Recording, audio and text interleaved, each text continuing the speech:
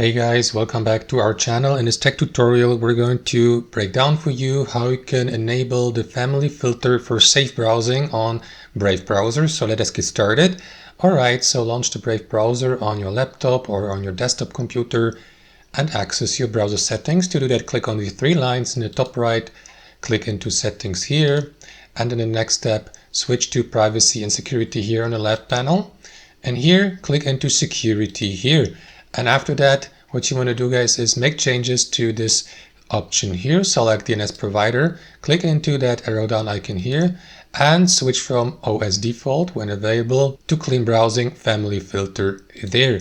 And that's basically it. After that, restart your Brave browser quickly, and after that, these changes should be applied instantaneously so that from now on you can use the safe browsing or clean browsing family filter when being online here on Brave.